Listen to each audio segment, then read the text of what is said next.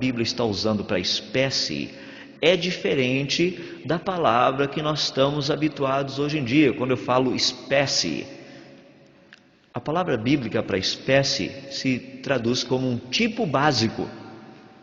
Ou seja, não precisaria levar uma grande variedade. Você poderia ter uma pequena variedade. Porque hoje, quando nós tratamos de espécie, vem uma tremenda variedade na nossa mente. Por exemplo, variedade de cães, tem toneladas de cães, raças. A Bíblia está tratando de tipos básicos. Nós sabemos, por exemplo, hoje que geneticamente, com um casal de cães, um casal de hienas e um casal de lobos específicos, você teria condição de, através do cruzamento entre eles, produzir todos os tipos de cães, hienas e lobos que nós temos no planeta. Ou seja, você não precisaria levar um poodle, um rottweiler, um pastor alemão, um chihuahua, todo esse negócio. Isso daí são apenas o quê? Variações de um tipo básico. Isso limita o número de animais que você teria dentro da arca. Só para deixar o conceito bem claro, pega por exemplo o urso das cavernas. Ele é conhecido como urso spelaeus. Se a gente fizer uma classificação, ali vocês estão vendo a palavra espécie. A espécie, esse tipo de urso é chamado Ursus spelaeus, essa é a espécie dele, mas não é essa terminologia que a Bíblia nos dá. Praticamente nós estaremos tratando da questão mais embaixo um pouquinho, que é o gênero dele, ou talvez até mesmo a família, ou seja, o tipão dos ursidos. Bom, dentro desse contexto é importante nós entendermos uma área de estudo que é muito relevante dentro da área de ciências e que não é muito conhecida na biologia atual. É uma proposta que foi feita por um biólogo americano há mais de 120 anos atrás, que é a proposta de Frank L. Marsh. A proposta dele foi a seguinte, que nós deveríamos classificar os animais de acordo com a sua capacidade de combinação genética. Esse negócio que é conhecido como baraminologia. Por exemplo, os seres humanos ali fazem parte de um baramim. Você percebe na questão dos cães, os cães fazem parte, nós temos 2 baramins ali. No caso dos elefantes, você tem mais um baramim. Ou seja, grupos que têm condição de se cruzar, isso daí seria um baramim. Os problemas que nós temos com isso é que quando nós olhamos de toda essa montoeirada de animais que estariam na arca, uma das coisas que muito me impressiona é o que as pessoas colocam hoje em dia. Eles chegam e falam assim, imagina Noé colocando 1.300.000 espécies dentro da arca. Não, peraí, vamos sentar e vamos conversar sobre isso. Primeiro, desse 1.300.000 espécies existentes no planeta, cerca de aproximadamente 1 milhão delas está relacionada com peixes e insetos. 2 coisas que você não precisaria ter na arca. Por falar nisso, essa parte de inseto até me incomoda. Eu fico pensando, por que eles não morreram todos no dilúvio? Já pensou que bênção? Pernilongo, todas essas coisas. Eu tenho até uma teoria. Eu acho que no inferno vai ter pernilongo e seres humanos voando em volta deles assim. Só para atormentá-los, porque é o tipo de bicho que, de qualquer forma, não entraram na arca e não morreram no dilúvio. Muitas pessoas têm uma grande dificuldade em pensar também em termos dos peixes. O pessoal fala assim, não, mas tem peixe de água doce, peixe de água salgada, como é que fica lá fora? Por etapa. É verdade, o dilúvio foi uma área muito interessante, causou todo esse problema. Peixes de água doce, peixe de água salgada. Então segura as pontinhas, nós vamos chegar nos peixes, dar uma olhadinha como é que ficou essa bicharada aí. Dos animais da terra que Deus mandou entrar, eram 2 de cada, incluindo 7 pares dos limpos.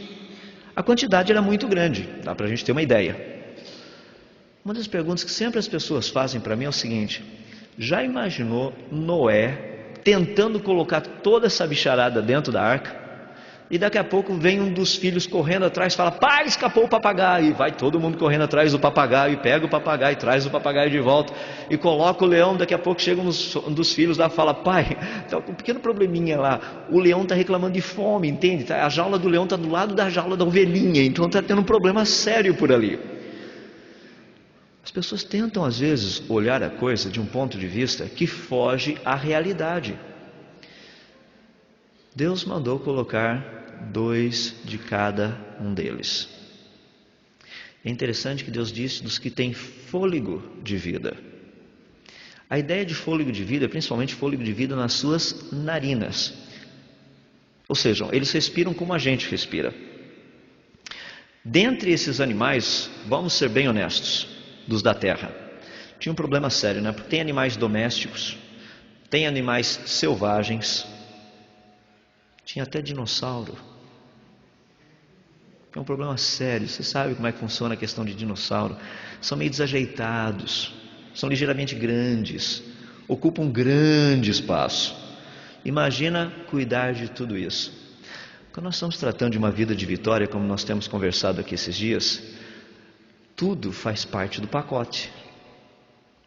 As coisas fáceis e as difíceis também.